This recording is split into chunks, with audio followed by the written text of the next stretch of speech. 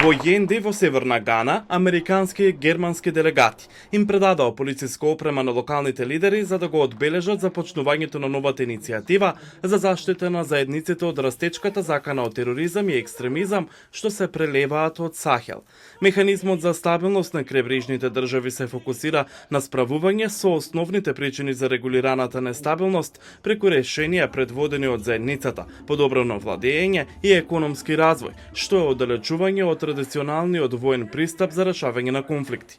Пред незиното лансирање, програмата ги подржуваше ранливите заедници преку подобрување на здравствените установи, обезбедување сончева енергија и промоција на програмите за лидерство во заедницата. За обезбедувањето обично се мисли како на обезбедување на зграда, но безбедноста е повеќе од тоа. Се работи за целата заедница, се работи за градење отпорни општества и да, се разбира, се работи за способноста на полицијата да ја врши својата работа и да ја врши на начин на кој ќе има доверба од заедницата. Експертите велат дека насилните екстремисти често ги искористуваат развојните празнини за да ги радикализираат заедниците.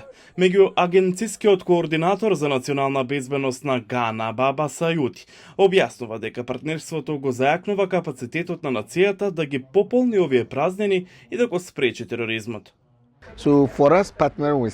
Ние како партнери во иницијативата работиме да ги обезбедиме потребите кои државата не може да ги обезбеди. Затоа велам дека го помагаме првиот столб, а тоа е превенцијата. И покрај овие напори, североисточниот регионален министер на Гана, Јуинда Закарија, предупредува на видливи знаци на терористичка активност.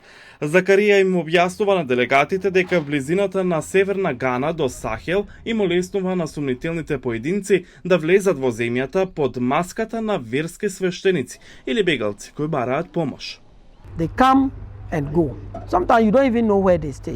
Тие доаѓаат и си одат. Никогаш не знаеш ни каде предстојуваат и тоа загрижува. Тие не мора да се питачи, може да собираат разузнавачки информации. Прашањето е како воопшто влегуваат во државата. Нема никакви документи за да покаже дека дошле преку одбранбени влезни точки. Тоа отвора простор за грижа. Во Акра, американските и германските амбасадори ги уверија локалните лидери во нивната посветеност да ги користат постоечките развојни програми, како што се германскиот ГИС и Американската агенција за меѓународен развој, за да помогнат во градењето отпорност на заедницата против овие закани. Тие исто така посочија дека повеќе партнери наскоро ќе се приклучат на иницијативата. Можете да очекувате повеќе партнери да се приклучат на програмата. Тоа секако е нашата цел. Ние сме подобри кога сме заедно. Секој од нас носи одреден сет на искуства, видови ресурси на масата. Во наредните 3 години ова иницијатива ќе действува во 5 крајбрежни западноафрикански држави: Бенин, брегот на Солоновата коска, Гана, Гвинеја и Того, во обид да помогне во одбраната на овие земји од бунтовниците во Сахел.